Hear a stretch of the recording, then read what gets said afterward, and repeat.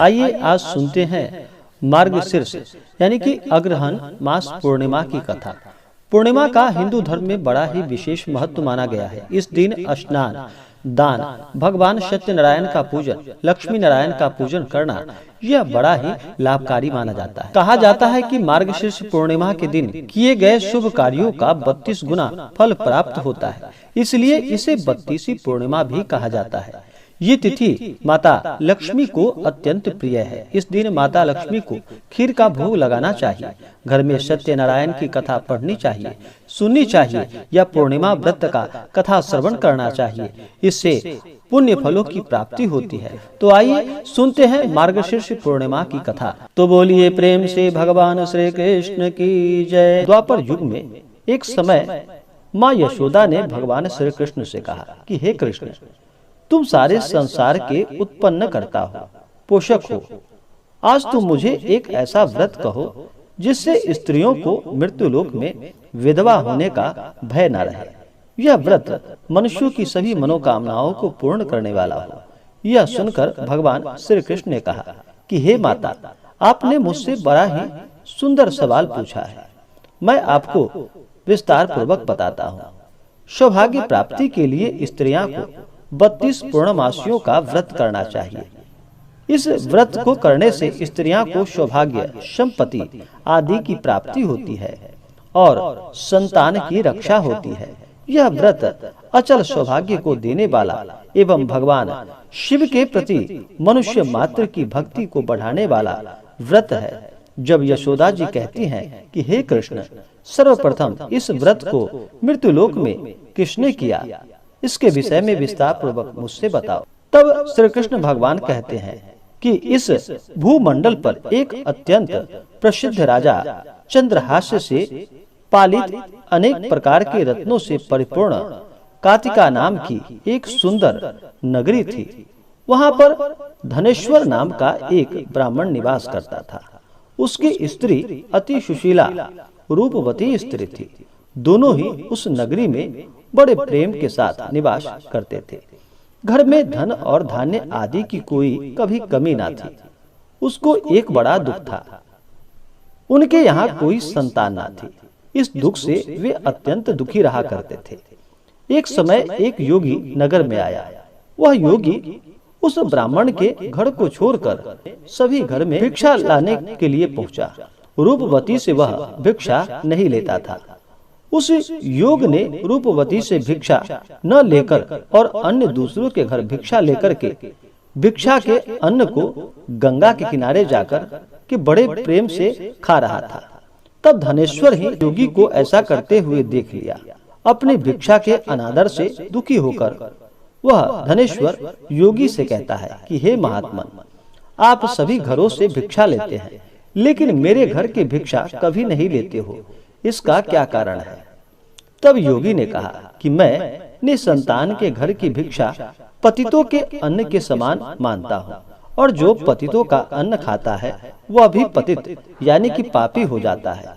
चूंकि तुम निसंतान हो, तुम्हारे यहाँ कोई संतान नहीं है, अतः पतित हो जाने के भय से तुम्हारे घर की भिक्षा नहीं लेता। धनेश्वर यह बात सुनकर अपने मन में बड़ा दुखी हुआ और हाथ जोड़कर योगी के पैरों में गिर पड़ा तथा आतुर भाव से कहने लगा कि हे महाराज, ऐसा है तो आप मुझे कोई पुत्र प्राप्ति का उपाय बताएं। आपकी बड़ी कृपा होगी। धन की मेरे यहाँ कोई भी कमी नहीं है, लेकिन पुत्र संतान न होने के कारण बहुत दुखी हो गया हूँ। मेरे इस दुख का हरण कीजिए, आप सर्वशक्तिमान हैं। तब योगी जी ने यह सुनकर, ब्राह्मण तुम चंडी देवी की आराधना करो। तब ब्राह्मण घर आकर अपनी पत्नी को पूरी वृतांत कहकर स्वयं वन को चला गया। वहां पर उसने चंडी की उपासना की और उपवास भी किया। चंडी ने 16वें दिन उसको स्वप्न में दर्शन दिया और कहा कि हे धनेश्वर, जा, तेरे यहाँ पुत्र होगा, लेकिन उसकी 16 वर्ष की आयु में मृत्यु हो जाएगी। यदि तुम दोनों स्त्री पुरुष 32 पूर्णमासियों का व्रत श्रद्धा पूर्वक और विधि पूर्वक करोगे तो वह दीर्घ आयु हो जाएगा। जितनी तुम्हारी सामर्थ्य हो उतने आटे के दिए बनाकर शिव जी का पूजन करना, लेकिन पूर्णमासी को 32 हो जानी चाहिए और प्रातःकाल इस स्थान के समीप एक आम का वृक्ष दिखाई देगा। तुम चढ़कर फल तोड़कर शीघ्र अपने घर चले जाना और अपनी स्त्री को सारा वृतांत बताना और ऋतु स्नान करने के बाद वह स्वच्छ होकर के और शंकर जी का ध्यान करके फल को खा लेगी। तब भगवान शंकर की कृपा से गर्भ ठहर जाएगा। जब ब्राह्मण प्रातःकाल उठा, उसने उस स्थान के पास एक आम का वृक्ष देखा जिस पर बहुत सुंदर आम का फल लगा हुआ था। उस ब्राह्मण ने आम के पेड़ पर चढ़कर फल को तोड़ने का प्रयत्न किया और असफल रहा। तब उसने भगवान गणेश की वंदना की। इस प्रकार भगवान गणेश जी की प्रार्थना करने पर उनकी कृपा से धनेश्वर ने आम का फल तोड़ लिया और अपनी स्त्री को लाकर दिया। धनेश्वर की स्त्री के कहे अनुसार फल को खा लिया और वह गर्भवती हो गई। माता की असीम कृपा से एक पुत्र की प्राप्ति हुई थी। उन्होंने उसका नाम देवीदास रखा। बालक पिता के घर में बढ़ने लगा। भवानी की कृपा से वह बालक पढ़ने में बहुत ही होशियार था। माता की आज्ञा अनुसार उसकी माता ने 32 पूर्णमासी का व्रत रखना शुरू कर दिया, जिससे बालक दीर्घ आयु वाला हो जाए। 16वां साल लगते ही देवीदास के पिता को बहुत ही चिंता हो गई थी, कहीं उनके पुत्र की मृत्यु इस वर्ष हो न जाए। इसलिए उन्होंने अपने मन में विचार किया कि यह दुर्घटना उनके सामने हो गई तो वह कैसे सहन कर पाएंगे। तो उन्होंने देवीदास के मामा को बुलवाया और उन्होंने कहा कि देवीदास 1 वर्ष के लिए काशी में जाकर विद्या का अध्ययन करे और उसको अकेला भी नहीं छोड़ना चाहिए, इसलिए साथ में तुम चले जाओ और 1 वर्ष के बाद इसको वापस लौटा कर ले आना। तब सारा प्रबंध करके उनके माता पिता ने देवीदास को एक घोड़े पर बैठाकर उसके मामा को उसके साथ भेज दिया। किंतु ये बात उसके मामा या किसी और को पता न थी। धनेश्वर ने अपनी पत्नी के साथ माता भगवती के सामने मंगल कामना एवं दीर्घ आयु के लिए भगवती की आराधना पूर्णमासी का व्रत करना आरंभ कर दिया। इस प्रकार उन्होंने 32 पूर्णमासियों का व्रत पूरा किया। एक दिन मामा और भांजा रात्रि बिताने के लिए एक गांव में ठहर गए। वहां पर एक ब्राह्मण की सुंदर लड़की का विवाह होने वाला था। जहां बारात रुकी थी वहां पर देवीदास और उनके मामा ठहरे थे और उससे ही विवाह करने के लिए कहती है। लेकिन देवीदास ने अपनी आयु के बारे में बताता है, लेकिन इस लड़की ने कहा कि जो गति आपकी होगी वही मेरी भी होगी। हे स्वामी, आप उठिए और भोजन कर लीजिए। इसके बाद देवीदास और उसकी पत्नी दोनों ने भोजन किया। सुबह देवीदास ने अपनी पत्नी को 3 नगों से जड़ी एक अंगूठी और रुमाल दिया। मेरा मरण और जीवन देखने के लिए एक पुष्प वाटिका बना लो। जब मेरा प्राण का अंत हो जाए तो ये फूल सूख जाएंगे। अगर यह हरे हो जाएं तो जान लेना कि मैं जीवित हूँ। भगवान कृष्ण कहते हैं, हे माता, देवीदास विद्या अध्ययन के लिए काशी चला गया।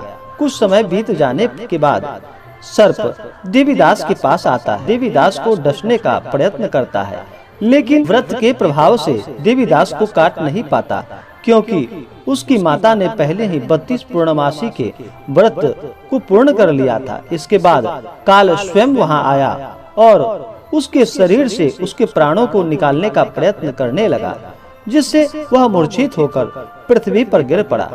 भगवान की कृपा से माता पार्वती के साथ शंकर जी वहां पर गए। माता पार्वती ने शंकर जी से कहा कि इसकी माता ने पहली 32 पूर्णमासी का व्रत किया है और आप इसके प्राणदान इसे प्रदान करें। इस प्रकार शिव जी उसको प्राणदान देते हैं और काल को पीछे हटना पड़ा। देवीदास स्वस्थ होकर पुनः बैठ गया। उधर उसकी स्त्री उसके आने की प्रतीक्षा किया करती थी। जब उसने देखा कि पुष्प वाटिका में पुष्प और पत्ते नहीं रहे तो उसको अत्यंत आश्चर्य हुआ। लेकिन जब वाटिका हरी भरी हो गई तो वह जान गई कि उसके पति को कुछ नहीं हुआ है।